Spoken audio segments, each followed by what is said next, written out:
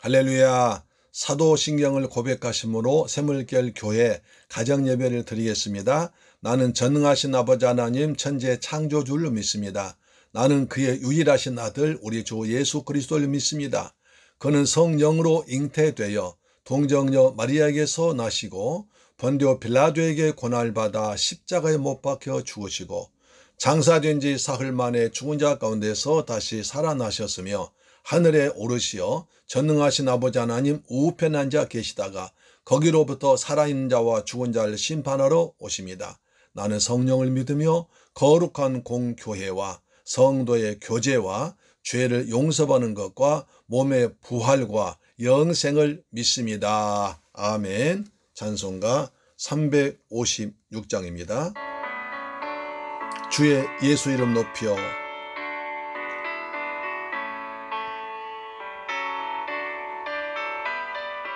그 거룩하고 크신 영광 널리 퍼지세. 아멘. 주 예수 이름 소리 높여 찬송 드리니 그 거룩하고 크신 영광 널리 퍼지네. 나의 영혼 싸울 때 나의 영혼 싸울 때 주 나의 대장 되시니 나를 인도하소서. 어제에 빠져 종된 백성 놓아주시고 그 근영 나라 백성 되게 하여 주. 나의 영혼 싸울 때 나의 영혼 싸울 때 나의 영혼 싸울 때 주 나의 대장 되시니 나를 인도하소. 아멘. 아멘.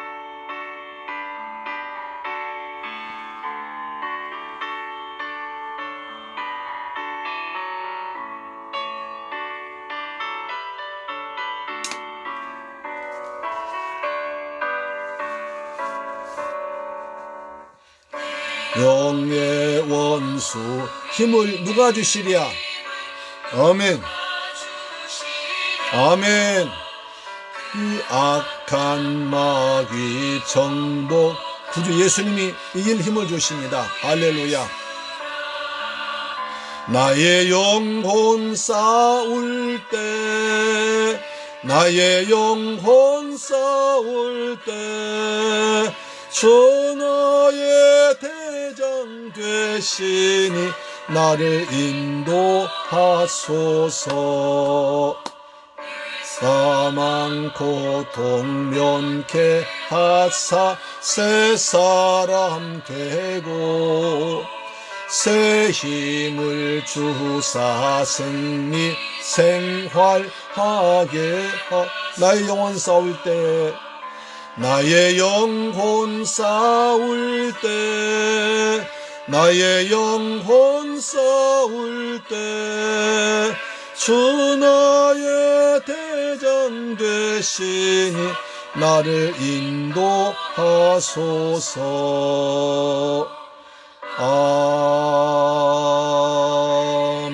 아멘. 할렐루야. 아멘. 오늘은 요한계시록 제 13장을 보겠습니다. 요한계시록 제 13장을 봅니다.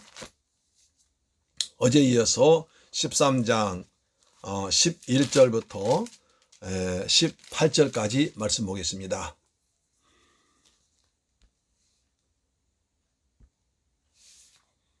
어제 그 치우고요. 계시록 13장 1절부터 18절까지 말씀 보겠습니다. 신약성경 411페이지에 기록되어 있습니다. 411페이지죠. 같이 있습니다. 시작. 내가 보니 바다에서 11절부터요. 내가 봄에 또 다른 짐승이 땅에서 올라오니 어린 양같이 두 뿔이 있고 용처럼 말을 하더라. 그가 먼저 나온 짐승의 모든 권세를 그 앞에 행하고 땅과 땅에 사는 자들 처음 짐승에게 경배하게 하니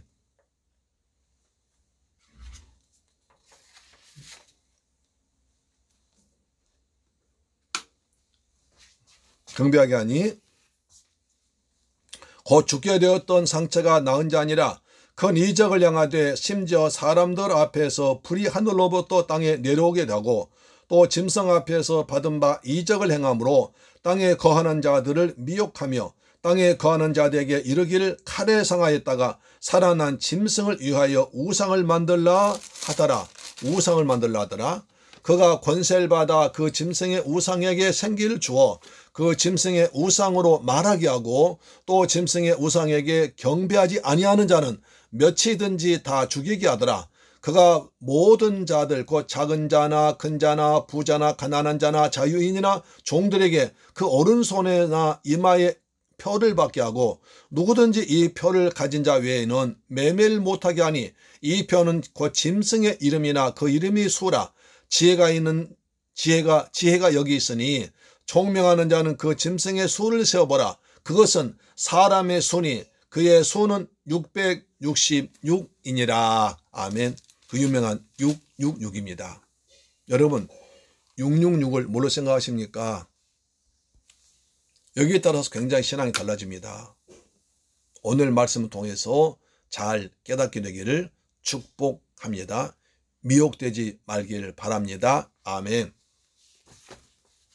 자, 내가 봄에 또 다른 짐승이 땅에서 올라옵니다. 우리 지난 시간에는 바다에서 짐승이 올라왔습니다. 이번 땅에서 올라옵니다. 그래서 바다에서 올라온 것은 거짓 선지자요. 적그리스도요. 그 다음에 땅에서 올라온 것은 거짓 선지자라고 말씀드렸습니다. 오늘은 거짓 선지자를 말하겠습니다. 자, 다시 읽습니다.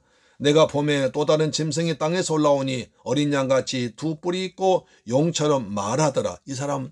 이 짐승은 짐승이 말을 합니다. 자, 땅의 짐승이 누군가? 어린 양과 같은 두 뿔 용처럼 말합니다. 땅에서 올라오는 짐승은 어린 양처럼 두 뿔 가지고 있습니다. 그래서 짐승은 땅의 짐승은 두 뿔 가지고 있습니다. 두 뿔 가지고 있습니다. 그래서 가지고 있습니다. 말을 합니다. 어린 양처럼 뿔 가지고 있습니다. 그 다음에 특징은 말을 합니다. 용처럼 말을 합니다. 이 땅의 짐승은 거짓 선지자입니다. 바다 짐승을 하나님처럼 숭배에 부추기는 자입니다. 바다 짐 적그리스도를 숭배하도록 부추긴 자들입니다. 오늘날 이 같은 교회 밖에도 있지만 교회 안에도 있습니다. 복음을 이야기하고 성경 이야기하지만 그 내용은 땅을 추구케 하는 용의 메시지 나올 수 있습니다. 용의 메시지는 뻔합니다. 너도 하나님처럼 된다. 내가 내 인생의 주인이다. 이겁니다. 1969년에 세워진 사탄교회 1권 4장에 이런 말이 있습니다. 내 인생의 주인은 바로 너 자신이다. 사탄교 1장 1절입니다. 1장 4절입니다. 이렇듯 거짓 선지자들은 자기 자신을 숭배하게 하는 자들입니다. 땅 짐승을 요한계시록과 마태복음이 거짓 선지자라고 부르고 있습니다. 마태복음 24장 가니까 적그리스도와 거짓 선지자가 순서대로 옵니다. 거짓 그리스도들과 거짓 선지자들 일어나 큰 표적과 기사를 보여 할 수만 있으면 택하신 자들도 미혹하리라. 마태복음 나옵니다.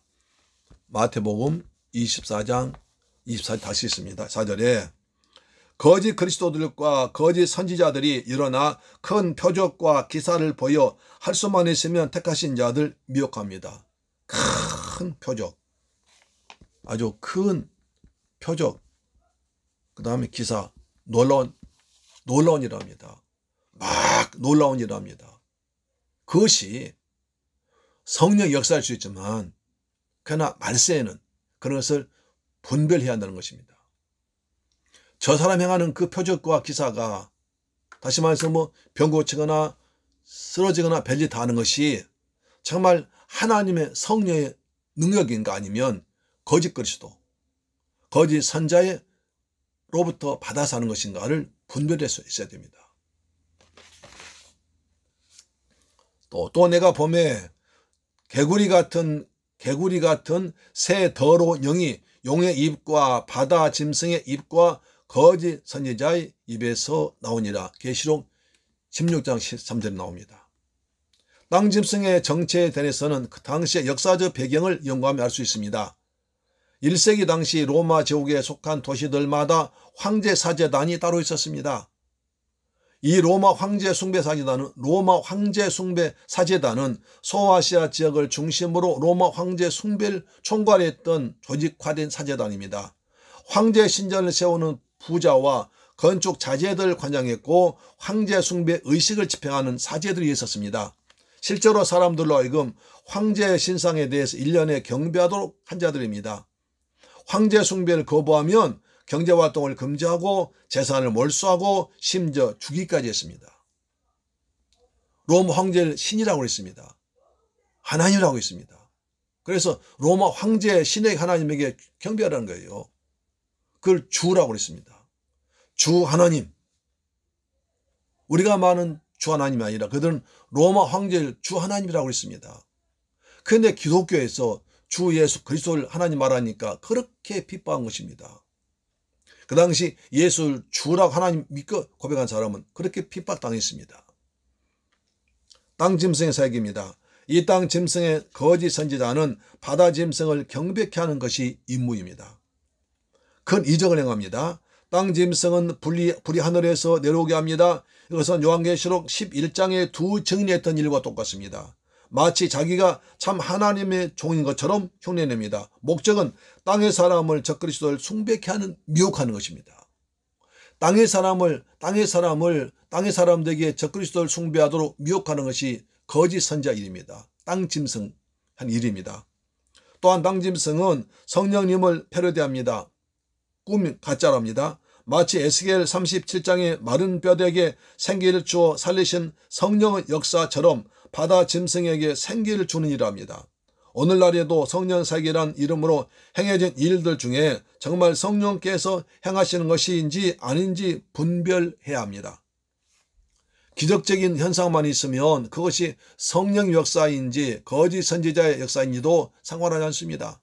성령님의 이름으로 얼마나 많은 영혼들이 거짓 선지자들의 미혹에 넘어가서 인생이 피폐해지고 있는지 모릅니다. 기적이 다가 아닙니다. 복음이냐 아니냐를 분별해야 됩니다. 짐승 우상 숭배 거부자를 죽입니다. 트라이안 황제 통치하에서 그리스도인들을 식별하기 위해서 이방 신들에게 제물 바치고 황제상 앞에서 향을 피우며 로마 황제를 주와 신으로 고백해야 됐습니다. 이것을 거부하는 자는 그리스도인도 여기에서 처형했습니다. 땅 짐승은 바다 짐승이란 우상을 숭배치 않고 거부하는 자들 살해했습니다. 대부분 그리스도인들이 죽었습니다. 그러나 유대인들은 성전에서 로마 황제에게 제사드리는 것으로 타협하여 살아남았습니다. 짐승의 표입니다. 666의 1차적 의미와 중요성입니다. 거짓 선지자는 사람들의 오른손과 이마에 짐승의 표를 받게 하고 짐승의 표를 가진 자 외에는 매매, 상거리를 못하게 했습니다. 시장에서 물건 사고 팔도록 못하게 해버린 거예요. 경제청을 막아버렸습니다. 그래서 목구멍이 포도청이라고 하는데 그렇죠. 먹고 사는 게 신앙과 결부될 수 있습니다. 계시록에서 가장 논란이 많은 부분이 바로 여기입니다. 미리 말하자면 짐승의 표가 베리칩이나 아니냐는 부작위 문제입니다. 이거 베리칩이 666이다 하는 사람 많습니다. 이 666이 1세기 당시 원독자들에게 어떤 의미를 가졌는지를 살펴보아야 제대로 알 수 있습니다. 성경을 해석할 때 1차 독자, 다시 말해서 1차 저자의 의도를 파악하는 것은 너무나 중요한 일입니다. 먼저 성경에서 인을 친다는 것의 의미가 무엇인지, 다시 말해서 이 성경 볼 땐 그 성경 기록한 사람이 그 성경 받는 분들 그 상황, 성경 기록한 그 상황과 시대와 사람에 대해서 먼저 알아야, 그 시대 상황을 알아야 우리가 성경 제대로 이해할 수 있습니다. 먼저 인입니다.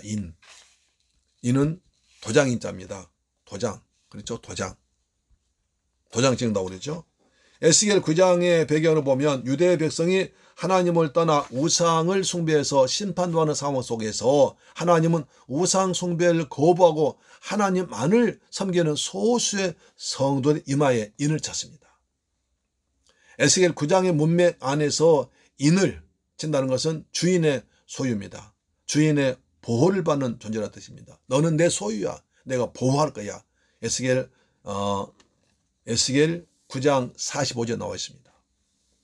또 하나 가지 중요한 것은 주인답게 만드심에 있습니다. 너는 내 것이기에 내가 책임진다. 그러나 나답게 만들 것이다. 라는 의미입니다. 신약에도 하나님의 자녀에게 성령으로 인치심을 받습니다. 에베소 1장 23절 성령으로 인쳤습니다. 거짓 선지자가 왜 짐승 숭배자들에게 666이란 인을 치고 있을까요? 그것은 하나님이신 하나님 요한계시록 7장과 14장에 하나님 백성과 이마에 인을 치신 것처럼 짐승도 자신의 사람들에게 자신의 소유임을 주장하는 것입니다. 당시 배경으로 보면 인은 당시 로마의 상업 문서에 황제의 이름과 날짜를 찍은 인이란 전문 용어였습니다. 그러니까 요한계시록 7장과 14장 하나님께서 하나님의 백성들 구원받은 백성들 하나님 인을 딱 찍었습니다. 너는 내 것이야.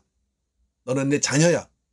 넌 내 백성이야. 라고 인치듯이 사탄도 그것을 본받아서 인을 딱 친다. 그것이 666이라는 것입니다. 이마와 오른손에 찍습니다. 666의 표를 이마와 오른손에 친다는 것은 신명기의 배경 두고 있습니다. 구약성 신명기요.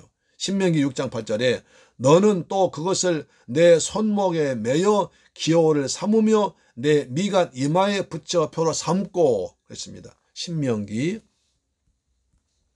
6장 8절에 손목과 이마에 하나님의 인을 치라고 했습니다.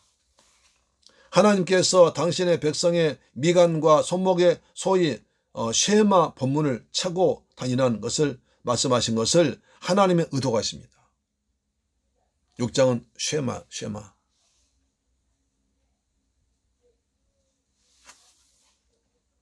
이마는 사상과 가치관, 생각의 영역을 상징합니다.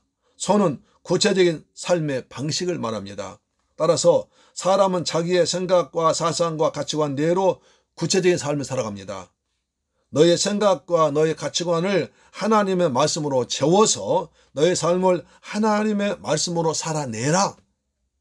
그렇게 살라고 하나님 백성은 신명기 6장 4절에 보면 쭉 나와서 하나님 백성은 내게 손목과 이마에 인을 딱 쳐줬습니다. 너는 하나님의 백성이니까 하나님의 생각으로 하나님의 사랑으로 하나님의 사는 방식대로 살아라는 것입니다. 머리에 하나님 생각으로 손에 하나님 방식으로 살아라는 것입니다. 그것이 인쳤습니다.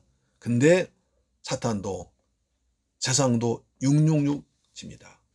666이 뭐냐에 대한 해석이 아주 분분합니다. 그러나 주님은 지혜 있는 자는 세어보라고 하십니다.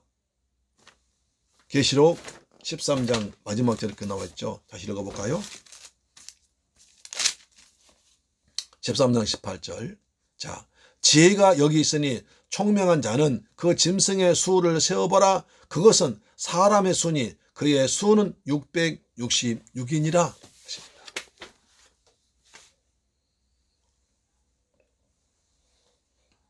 하나님의 복음이 내 안에 들어와 예수란 기준을 가지고 있으면 666의 수가 무엇인지 셀 수 있고 분별할 수 있습니다. 앞서도 말했지만 계시록과 잠언은 긴밀히 연결되어 있습니다. 1차 독자들에게 666은 상징입니다. 무엇인가를 드러내놓고 말할 수 없어서 사용한 숫자입니다. 이것이 오늘날 무엇을 의미하는 건 여러 가지 해석이 있습니다. 666은 짐승의 수입니다. 그리고 사람의 수입니다. 666을 짐승의 수요 사람의 수라고 합니다. 어떤 사람을 말하려고 쓴 것입니다. 계시록은 회람 서신도 돌려가면서 봤습니다. 그러기에 로마 당국의 검열을 통과해야만 됐습니다. 그러나 상징적 숫자를 사용할 수밖에 없지 않겠습니까? 로마 당국 검열을 통과하기 위해서는 로마 사람 이해할 수 없도록, 그러나 이 편집받은 성도는 알 수 있도록, 다시 말해서 로마 정부는 모르고 이 편집받은 성도는 알 수 있는 숫자를 쓰는 것입니다. 그것이 묵시문학입니다. 세대주의자들이 666을 주로 사람이나 사물 단체로 봅니다. 교황, 히틀러, 스탈린, 후세인, 레이건, 바코드가 나올 때 진용카드가 666이라고 있습니다. 베리칩도 그럴 수 있다고 했습니다. 슈퍼컴퓨터 있습니다. 미국과 중국에서도 만들어지고 있습니다. 이렇게 666을 미래 특정 조직이나 특정 인물이나 사물로만 본다면 오늘날 실제로 활용되고 있는 666의 속수무책에 당하게 됩니다. 적그리스도와 666은 유사일에 계속 있어 왔고 지금도 있고 앞으로 있을 것입니다. 저는 이렇게 생각합니다. 666이 미래에 등장할 사물일 수도 사람일 수도 있습니다. 그러나 지금도 하나님 나라의 가치를 대적하는 인본주의, 시대정신, 철학과 사상, 풍조, 문학, 만모니즘, 포스트포니즘, 상대적 가치, 교회 안에서는 기복신앙, 번영신앙, 종교통합, 다원주의, 거짓복음이 적그리스도와 666일 수 있습니다. 666에 대한 균형을 잡아야 합니다. 베리칩이나 아니냐의 목숨을 걸고 싸울 필요 없습니다. 왜냐하면 영적 전쟁이며 진리의 전쟁이기 때문입니다. 그래서 적그리스도와 666은 지금도 역사하고 있는 것입니다. 따라서 666에 대한 다양한 여러 가지 견해가 있습니다. 여러 가지가 있습니다. 확실히 누구도 모릅니다. 그러나 미래에 나타난 666은 특정 인물, 사물일 수도 있습니다. 그러나 이 짐승의 표는 지금도 우리가 모르는 사이에 우리의 이마와 손에 새겨져 있다는 것을 간구하고 있다고 생각합니다.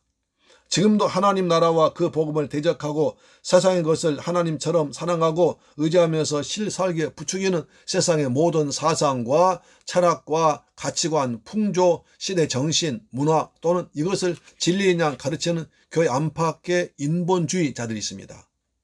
666의 세력들이 많습니다. 교회 안으로 들어와서 강단에서 복음의 이름으로 선포되게 하는 기복신앙, 번영신앙, 물질주의, 극단적 신비주의 듭니다. 하나님이 아닌 세상 것을 살도록 힘사합도록 설교하겠습니다. 하나님만 세상 것에 힘을 얻도록 설교도 많이 포함되고 있습니다. 그래서 요즘에 아주 그러니까 기독교가 기독교하지 않으니까 기독교에다 이상한 얘기를 합니다.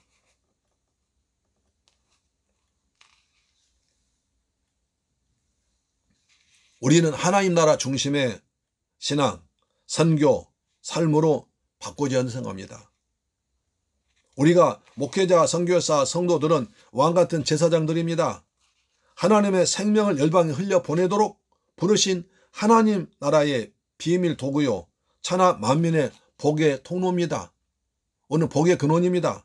그렇게 하나님 나라의 가치와 통치로 우리의 내면을 채우고 하나님의 통치가 임한 자로서의 가치, 원리, 자세로 살아가는 하나님 나라의 백성들로 다시 세워줘야 됩니다. 하나님 중심, 예수 중심, 말씀 중심, 교회 중심, 천국 중심의 삶의 가치관이 바꿔져야 됩니다. 물론 세상에서 잘 돼야 됩니다. 물질도 많아야 됩니다. 그러나 그것이 우리 인생의 목적은 아니라는 것입니다. 너희는 먼저 그의 나라와 그의 의를 구하라. 그리하면 이 모든 걸 더한다고 그랬습니다. 먼저 하나님의 나라, 하나님의 복음, 예수 그리스도, 성령 충만, 은혜 충만, 말씀 충만으로 우리 삶이 날마다 하나님 나라의 기쁨을 누려야 됩니다. 너희 안에 이 마음을 품으라. 곧 그리스도 예수의 마음이니 예수의 마음을 품고 예수의 사랑 가지고 살아야 됩니다. 발은 땅에 있지만 우리 생각은 저 하늘에 소망 두고 살아야 됩니다. 하나님의 나라는 우리가 죽어서 장착할 곳도 되지만 이 땅에서 우리가 예수 때문에, 주님 때문에 내 주 예수 모든 것이 그 어디나 하늘나라의 삶을 살아야 됩니다. 할렐루야. 우리가 그것이 기복신앙 이기는 길입니다. 그래서 666이 뭐냐? 이런 너무 신경 쓸 필요 없습니다. 성경 수만 66권 많고 많은 절 가운데 이 한 절 가지고 거기에 목숨이 달 필요 없습니다. 그보다 훨씬 더 중요한, 하나님이 세상을 이처럼 사랑하사 독생자를 주셨으니 이런 절 믿는 자마다 멸망치 않고 영생을 얻게 하려 하십니다. 영접하는 자, 곧 그 이름을 믿는 자들에겐 하나님의 자녀가 된 권세를 주었으니 여호와 나의 목자시니 내가 부족함이 없으려다. 이 같은 수많은 말씀 속에서 날마다 말씀 붙들고 하나님 나라에 소망 두고 가치를 이어나가고 오직 선교, 오직 복음을 꿈꾸고 나가는 저와 여러분 되기를 주의 이름으로 축복합니다. 할렐루야, 아멘. 그래서 거짓 선지자의 미혹에 넘어가지 말아야 됩니다. 거짓 선지자의 유혹에 넘어가지 말아야 됩니다. 거짓 선지자, 적그리스도를 섬기게 만드는 미혹의 영에 넘어가지 않고 우리 그리스도, 날 위해서 십자가에서 피 흘려 죽었다가 부활하신 지금 성령으로 내 안에 계신 예수님을 사랑하며 그 사랑 가지고 이웃에게 복음을 흘려보내서 예수 향기를 넘치 살아가는 여러분 되기를 축복합니다. 이제 주위에 보니까 꽃이 막 피어나고 있습니다. 봄꽃이 피어나고 있습니다. 목련꽃이 이제 몽우리가 거의 터지려고 합니다. 벚꽃도 조금 피었습니다. 개나리도 피었습니다. 꽃처럼 아름다운 마음, 그리고 꽃의 향기를 이웃에게 흘러보낼 수 있는 복음적인 삶, 가치관 삶을 사는 저와 여러분 되기를 축복합니다. 기도하겠습니다. 좋으신 아버지 감사합니다. 온 요한계시록 말씀을 통해서 어느 것이 진짜 복음인지, 생명의 복음인지를 분별할 수 있는 지혜를 허락하여 주옵소서. 세상 가치, 기복신앙에 물들지 않고 오직 하나님의 나라, 하나님의 의를 누리며 사는 백성 되도록 축복하심을 믿습니다. 우리는 하나님의 인맞은 성령 받은 사람들입니다. 날마다 성령 충만하도록 은혜를 베풀어 주옵소서. 예수 그리스도 이름으로 기도드립니다. 아멘. 주 기도 마치겠습니다. 하늘에 계신 우리 아버지여, 이름이 거룩히 여김을 받으시오며 나라의 임하옵시며 뜻이 하늘에서 이룬 것 같이 땅에서도 이루어지이다. 오늘날 우리에게 일용할 양식을 주옵시고 우리가 우리에게 죄 지은 자를 사하여 준 것 같이 우리 죄를 사하여 주옵시고 우리를 시험에 들게 하지 마옵시고 다만 악에서 구하옵소서. 대개 나라와 권세와 영광이 아버지께 영원히 있사옵나이다. 아멘. 할렐루야. 아멘. 이제 글씨를 지우겠습니다.